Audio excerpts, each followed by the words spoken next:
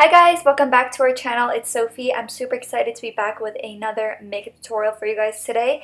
I'm going to be showing you guys how I achieved this super sultry, artistic, green, warm toned eye look. So if you guys want to see how I achieved it, then just go ahead and keep on watching. And as always guys, if you want to be entered for our monthly giveaway, go ahead and give this video a big thumbs up. Make sure you're subscribed. Turn on your post notifications and then comment done down below in the comment section if you live in the US, because our giveaway is US only. So jumping right into the tutorial, first thing I'm doing is priming my eyes. I'm using this concealer by NYX and I like to set it with some translucent powder afterwards. For today's palette, I'm using this Abh Norvina collection Vol.2. And this is the Mini Pro palette. I'll leave the exact name of this palette in the description box down below. But this is what it looks like here. And as soon as I saw it, I knew that I wanted to do something super artistic and colorful since there are so many different colors. So I'm first going into this light pink salmon shade. And this is going to be our transition color. And I'm bringing it a little bit higher than I normally would, just because we are going to be doing kind of like a double cut crease. So I'm just focusing this on the upper half of my crease, and I am also kind of winging out that outer edge because we are going to be doing more of a cat eye type of shape. So I'm just laying it down and mapping it out exactly how I want it.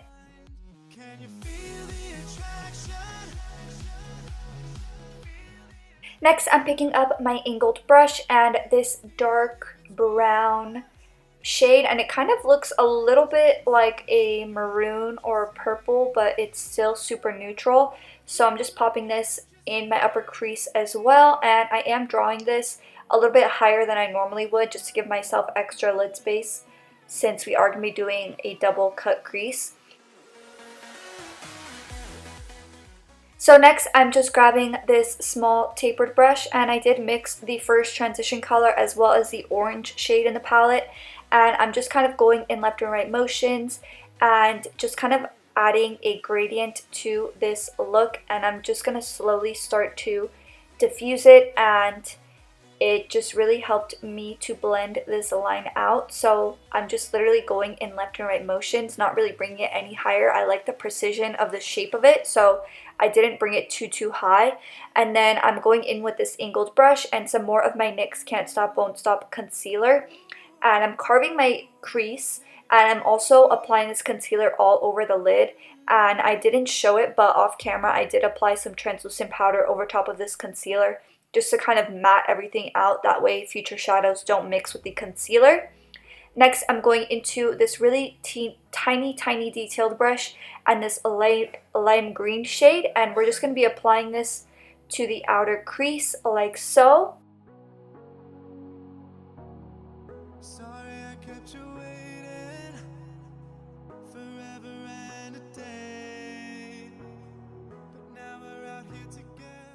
Next, I'm going into this dark blue shade and the angled brush once again, and I'm just going to start to kind of draw a line right underneath that lime green shade that we just applied, and just kind of giving that line an even gap throughout it. So, and not really bringing it all the way in, just kind of focusing that line on that outer corner. And then I'm going into that light salmon shade with this flat brush, and I'm just applying this all over the inner half of my lid. And honestly guys, I kind of like freestyled this look, and during the creation of it I was kind of iffy. I didn't know how it was going to turn out, but I'm like obsessed with the end result. So next I just decided to grab the metallic lime green shade with the flat brush, and I'm just applying this to the center of my lid. And I tried to make it the most pigmented in the very center, and then it's kind of hard to blend it into a matte shadow how I did in the front. So I just kind of went over it a little bit, like just kind of blending out the edges, just kind of going in left and right motions with whatever's left over on the brush. That way it's most pigmented on the center. And then I picked up this extra small tapered brush and that dark green shadow, and I'm just kind of feathering that inward on the outer corner and making sure that it's nice and blended into that metallic green shade as well.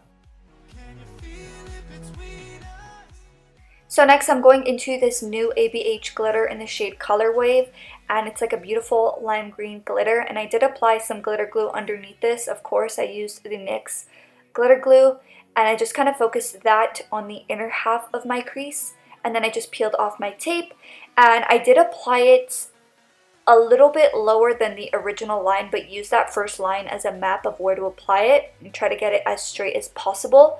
And then I just went in with a smudger brush and our first transition color, and then I went in with this flat defined brush and that brown shade. And then I just applied a line of glitter glue and then applied a line of that ABH glitter afterwards. And then I just peeled off my tape. And then for lashes, I'm applying my Shop Sophie Bella Bahama lashes. If you guys want to check out our company, the link will always be in the description box down below. And then I just picked up my Urban Decay Double Life liner, and I'm just applying that into my waterline. And then we're going to work on our lower lash line now. So I'm picking up that lime green shade, just buffing that onto my lower lash line. And then I'm going to be going into that darker blue green shade, and we're just going to be getting that as close to our lower lashes as possible. And I tried to focus this mainly just on that outer edge of my lash line. I didn't want to bring it too much in just because I feel like there was so much drama going on up top that I kind of wanted to make it look a little bit more subtle. And then I'm going into my Madlash mascara by The Balm and just coating my lower lashes. And then for my inner corner highlight, I went ahead and I picked up my Pop Beauty Gilded Light Highlighter, which is one of my favorites for the inner corner. And then this is the finished look. I really hope that you guys enjoyed watching. Don't forget to give this video a big thumbs up if you liked it. And also feel free to leave any recommendations of future looks that you guys want to see down in the comment section down below. Or just comment and say hi. I absolutely love reading your comments every single day. And yeah, that's pretty much it for this tutorial. Thank you so much for watching, guys, and I will see you guys in the next one. Bye!